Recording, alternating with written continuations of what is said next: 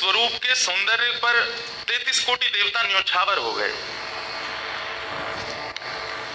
सबके मन में ये भाव आया, ये जो भी प्रकट हुई हैं ये किसी भी प्रकार से हमको हमारी गृहिणी के रूप में प्राप्त हो जाए। इतने सुंदर ठाकुर जी बनकर के आए।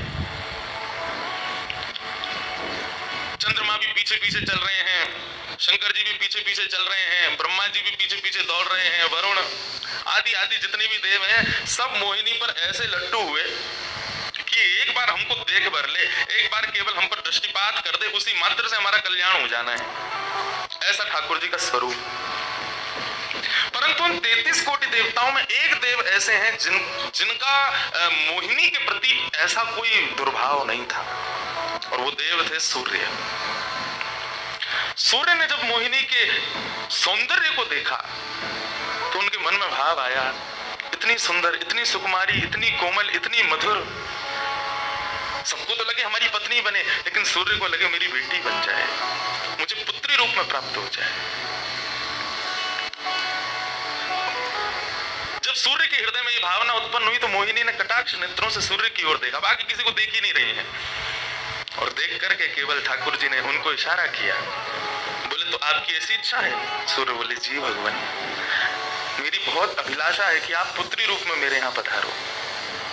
ठाकुर जी बोले इतना साधारण नहीं है हमको प्राप्त करना, पुत्र रूप में प्राप्त करना फिर भी साधारण होगा, लेकिन पुत्री भाव में ये तो असाधारण है, इसके लिए आपको तप करना पड़ेगा। सूर्य बोले मैं आज से ही तप करूंगा, लेकिन आप वचन दो मेरे यहाँ पधारोगे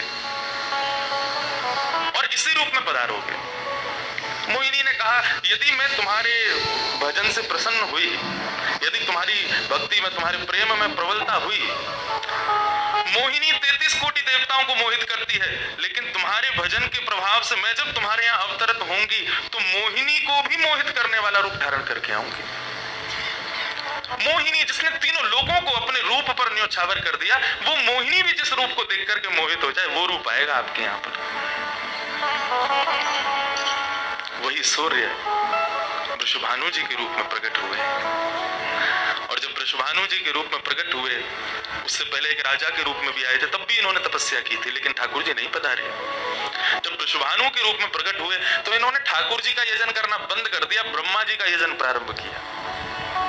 ब्रह्मा जी से प्रार्थना की। ब्रह्मा जी प्रकट हुए, बोले क्या वरदान चाहिए? बोले वरदान आपसे नहीं चाहिए, वरदान हमको किसी ने कहा था कि वे हमारे यहाँ पुत्री रूप धारण करके आएंगे, मुझे लग रहा है वो कहीं भूल नहीं गए हो, इसलिए ब्रह्मा जी आप बहुत करीब हो ठाकुर जी के, आप उनको जाकर के संकेत करो कि कोई आश में बैठा उनकी में। जब से मोहिनी स्वरूप देखा है तब से हम पागल हुए फिर रहे हैं, 33 कोटि देवताओं के मन में यही आता है कब प्रकट होंगी दोबारा, कृपा करो, आप प्रार्थना करो तो वो पधारे। ब्रह्मा जी बोले आपके भजन में इतनी सामर्थ्य है कि ठाकुर जी मना नहीं कर सकते। बोले तो फिर मुझे विश्वास के लिए कुछ तो कह करके जाओ। ब्रह्मा जी बोले मेरी जिम्मेवारी बन जाए, इसलिए चलो इस पर्वत के रूप में मैं विराज चाहता हूँ, और बरसाना पर्वत के रूप में श्री ब्रह्मा जी विराज गए। ठाकुर जी आएंगे, मैं जिम्मेवारी लेता हूँ, इसलिए मैं ही पर्वत बन के बैठा। ब्रह्मा जी ने जाकर के प्रार्थना की। ठाकुर जी बोले मैं तो सच में ही भूल गया था कि मुझे जाना है। बोले भगवान वो बहुत प्रतीक्षा कर रहे हैं आपके। वृषभानु जी का भजन कैसा बताया। वृषभानु जी की एक ही इच्छा है कि मेरे पास जो पुत्री रूप ठाकुर जी का आवे, ठाकुर जी मोहिनी बनकर के आए तो 33 कोटि देवताओं के हृदय में ठाकुर जी के प्रति वात्सल्य भाव प्रकट नहीं हुआ, प्रेम भाव प्रकट नहीं हुआ, कुछ और ही भाव था उन देवताओं का।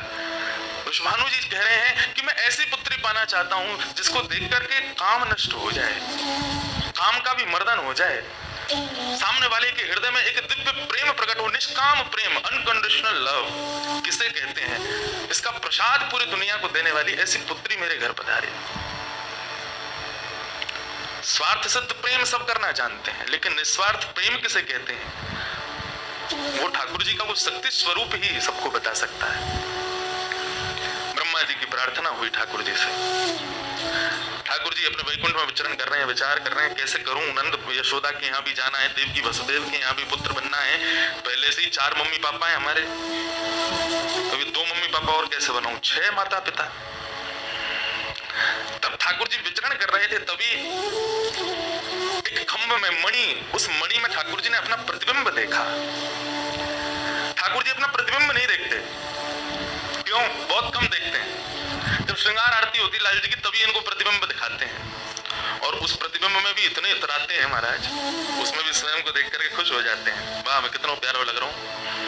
अपना प्रतिबिंब ठाकुर जी इसलिए नहीं देखते क्योंकि स्वयं ठाकुर जी मोहित हो जाते हैं खुद ही पर।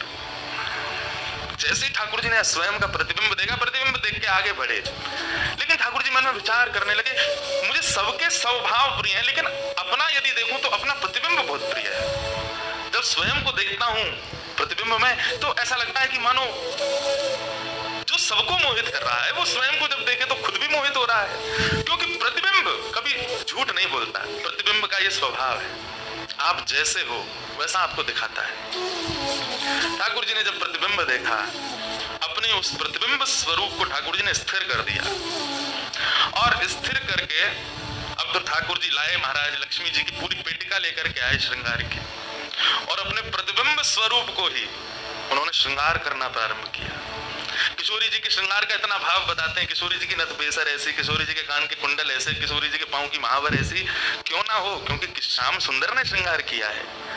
किशोरी जी का जो स्वरूप है वो ठाकुर जी ने उसका श्रृंगार किया है।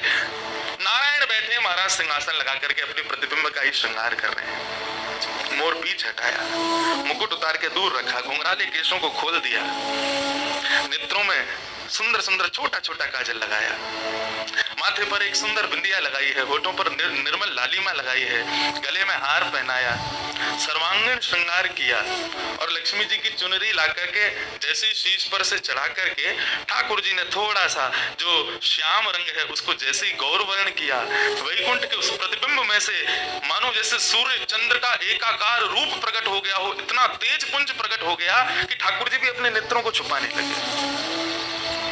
थोड़ी देर नेत्रों को बंद करने के बाद जब बड़ी धीरे से ठाकुर जी ने जब अपने प्रतिबिंब की ओर देखा तो किशोरी जी का दिव्य स्वरूप वहां प्रकट हो गया। ठाकुर जी ने दंडवत किया, पहले प्रणाम, हे श्याम सुंदर, आपने ही मेरो निर्माण कियो है, आपने ही मुझको प्रकट कियो है, क्या भाव है? ठाकुर जी बोले कोई भाव नहीं है, केवल मोहिनी भाव से 33 कोट देवता मोहित हुए थे, लेकिन मैं मोहित नहीं हो पाया था, इसलिए तब से मैं भी तड़प रहा था कि मुझे भी कोई मोहित करे, उस मोहिनी को भी मोहित कोई करे। उस स्वरूप आज प्रकट हुआ है। धर्म की स्थापना हुई, ज्ञान की स्थापना हुई, भक्ति की स्थापना हुई, वैराग्य की स्थापना हुई, लेकिन अंततो गत्वा संसार का सार जो प्रेम है उसकी स्थापना नहीं हुई है। उसके लिए आपका अवतार धारण कर